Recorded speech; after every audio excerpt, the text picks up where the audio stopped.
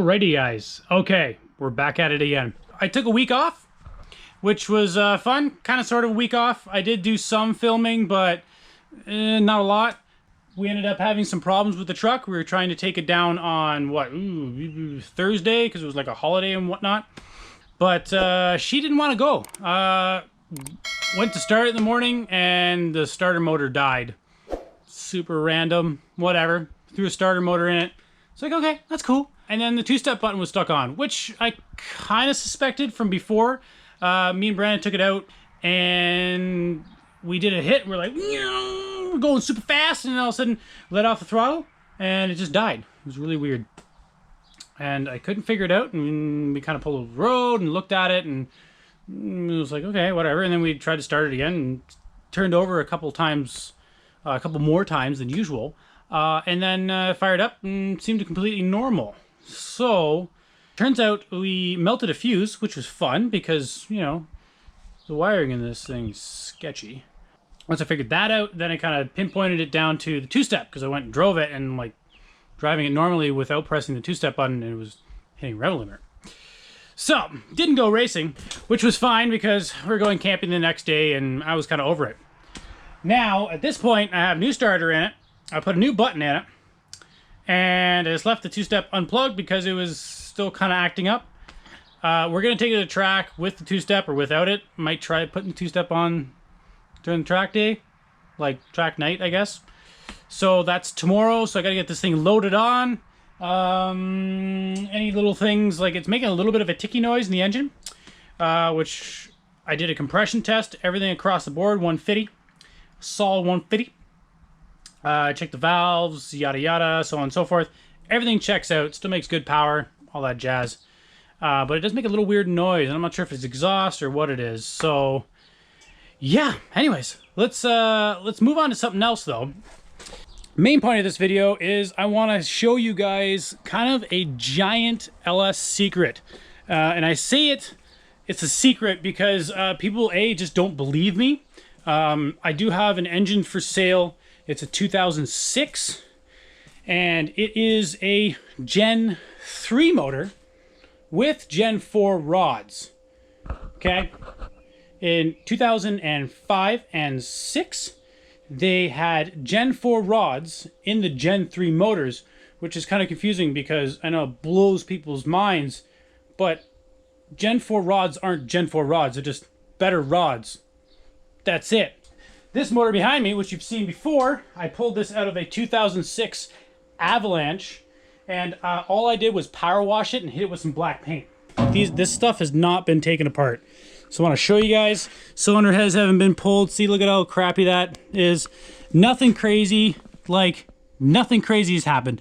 I don't even think the oil pan's ever been off this motor. So what I want to show you guys is Gen 3s have Gen 4 rods if you get them in 05 or 06. And that's the biggest secret, because you can have a fly-by-wire motor, and you put a cable PCM, which is like a cable that runs the throttle body, older PCM, a little bit more basic, doesn't have any fancy stuff going along with it, and it's really good as a race motor.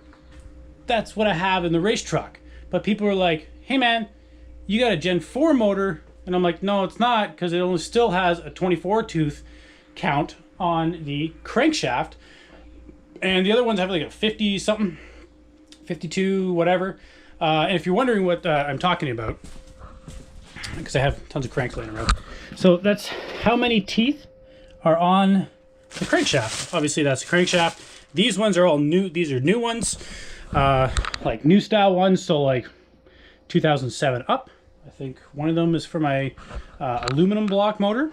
So what I want to show you is the exact same motor that I have in there, which is a 2006 Gen 3 LS that came factory with Gen 4 rods. I know, it's crazy. So what we're going to do is we're going to flip this motor over, and I'll pull the oil pan off this thing, and I'm going to show you guys my little LS secret. Smash. I don't even know if I've drained the oil on this.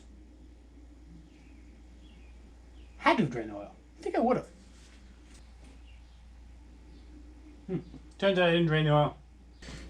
Side note, this motor is a 706 motor. That's the designation for the cylinder heads. It's not a fancy motor, but it came out of a good running vehicle and had tons of power when I, like what, my boss took it out and the thing ripped. Okay, I might pour the oil back in, I don't know. Remember kids, always place your oil in a big container high up off the ground where you could easily knock it over. So let's turn this motor over and hopefully it doesn't make too much of a mess. Other good side note, if you're ever planning on keeping a motor, just put water in it. So like literally get your water hose and just pump it through all the coolant passages. That way when you do turn it over like this and you spill it all over the place, it's just water.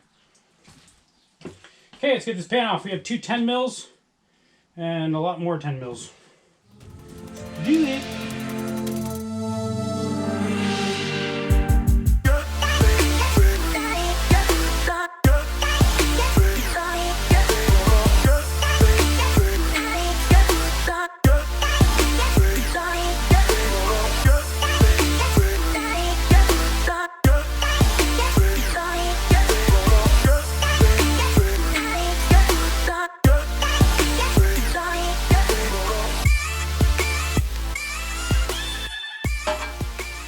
Go. And oh my god. Holy crap, guys. I told you. Look at that. That is what we call a Gen 4 rod. Let me get you a little bit of a light and I'll get you another one to compare. I'll get you a Gen 3 to compare. Where is my light?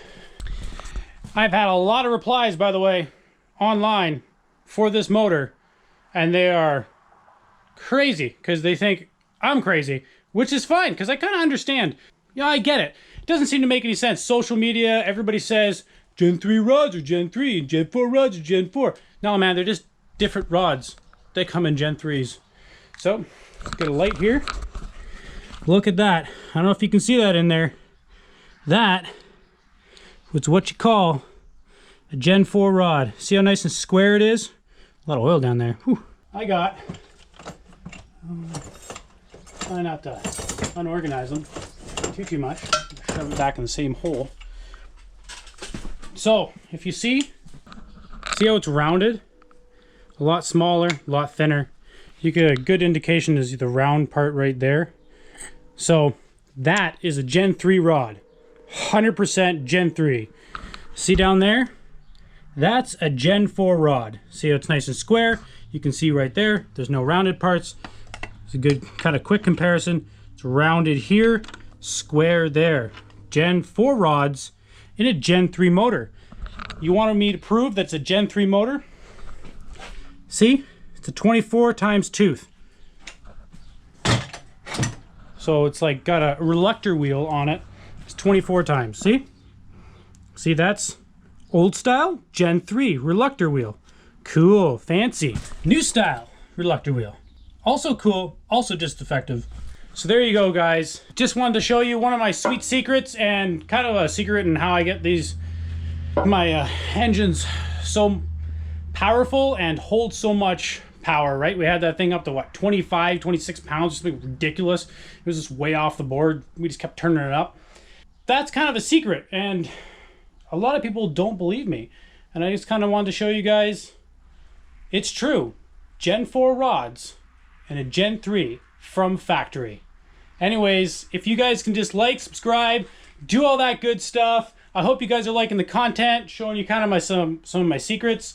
We're gonna go racing. I'll be filming that Friday, either Friday or Saturday, because let's face it, always rains here in Canada. You know, hit me up on the social medias and stuff like that.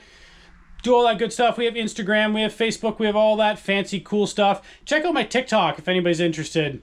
I kind of post fun, weird things there. Everybody seems to like it. So anyways, see you guys later.